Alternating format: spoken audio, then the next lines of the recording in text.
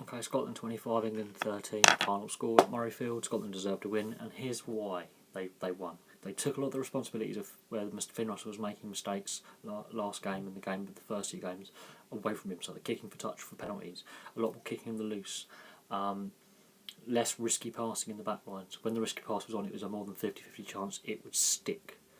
They took a lot of that away from him. They played a much more structured game and they won.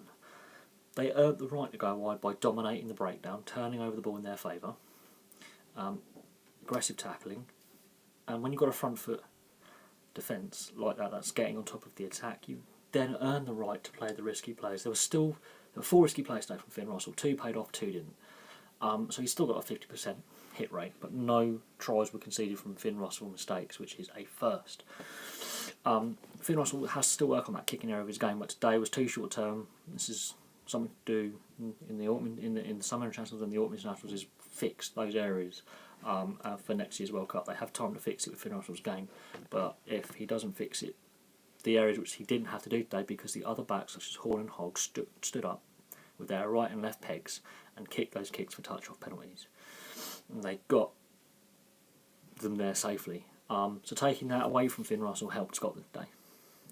They need to keep playing like that, where all the other backs, as a backline unit, step up and finally go, right, we're going to help our fly half, because the previous 2 games, they didn't give Finn Russell a hope in hell, and unfortunately, he still plays the risky game. He doesn't play structure. He doesn't play conservatively. That's another weakness to his game. It's great to see that front foot flair, but he's playing it a lot at the wrong time. Today, with all the issues with his game taken away from him in a short-term thing because other teammates stood up, it worked. I think this is the blueprint for Scotland going forward, maybe. England, on the other hand, were flat from the beginning. They didn't start playing until 75 minutes. The game was already gone. Not good enough. I think Eddie Jones is going to go and threaten to drop the lot of them, which he won't do. But he can't. You got to say, not all the positions are nailed down anymore. I think Mike Brown is coming to the end of his England career. I don't think he's got many more caps left to gain. But they lost the breakdown. They lost the tackle area. They lost the scrum was even. They lost the line out. They owned them all. Hugh Jones, 2 tries. So, player to watch, performed. Jack Nowell didn't get enough time for me. I think him or Watson at fullback and Mike Brown should be dropped. Or Johnny May. I don't think Jack Nowell got enough time off the bench. He should have probably come on earlier, injected some energy earlier. So the 2 players I wanted to watch. Jack Nowell did play well. When Jack Nowell came on, he was all right. He did what he was able to do with the ball in hand in defence and attack. He was very limited in the amount of time he got. Hugh Jones plays the whole 80 minutes, has a stormer, gets 2 tries. So Scotland deserved to win by, I think, a bigger scoreline. England were that poor. The game wasn't the most flowing game, but Scotland did something where they combined structure with the unstructured play better. And while they did that, they took a lot of the responsibility away from Finn Russell for those kicks out of the 22, kicks from hand anywhere in the loose, and the kicks for touch from penalties. They took a lot of that responsibility away from Finn Russell because other members of the backline took it upon themselves and actually stood up and were counted. They need to keep doing that more. Also, their defence, they tightened the defence up. So 2 of the weaknesses they had were turned to strengths today. That's the sign of a good coach. They need to keep that blueprint of how they play today for the next game. That is the blueprint Scotland game to play. Frustrate the opposition into making mistakes, then you and also lock that defence down by actually defending properly and getting. The England try with Farrell, there was a second row forward where he shouldn't have been, so eventually you do get tired. But if the opposition are making so many errors, it's easy for you. If you get on the front foot and act positively from the first whistle to the last, play with intensity for 80 minutes, you will win, or do rather well.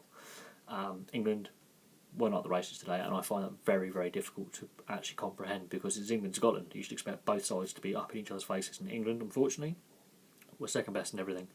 They were too passive. They didn't seem up for it, which is surprising to me because it's an England-Scotland game.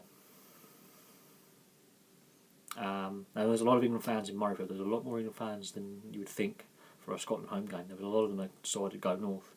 So about 40% of Murrayfield was English because there was a lot of sweet chariots swing low, and there was a It was quite loud and audible. It was a bit louder than it normally is. There was a lot of English travelling support, so they're going to go back down south very disappointed. But Scotland needs to keep that as a blueprint. Finn Russell still has those weaknesses in his game. His kicking game is still his weakness, and sometimes he does throw the risky pass when he shouldn't. He still has those weaknesses. They're not gone away. Those criticisms about how his players are still there, but the other backs had to step up. If those other backs didn't step up, Finn Russell, I think, has a nightmare. Because he had a few mistakes in the game, less than the week before and less the week before that. But if he played like he had played against France, Scotland would not going to win this game, or they would find it harder. They scored the 3 tries. Finn Russell had a good game because as I say, they took the kicking responsibility away from him a lot of the time, and a lot of the back row forwards and the centres and his centres also took a lot of the responsibility of breaking the gain line by actually physical play away from him having to do the risky pass. His teammates stepped up. Once they're on the front foot, there's less pressure on the playmaker, or whoever's making that play, who's ever standing in the 10 position, depending on how the play's gone in the fly half channel, takes the pressure off him. So he played well.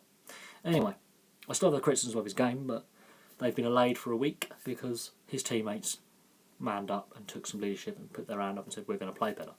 England were shit, simple. I'm not going to hide it. I think Mike Brown, his days as fullback for England are numbered. And I think Rob Shaw, numbered. Anyway, thanks for watching. Please like and subscribe, place comments below, and I'll have some more videos for you soon.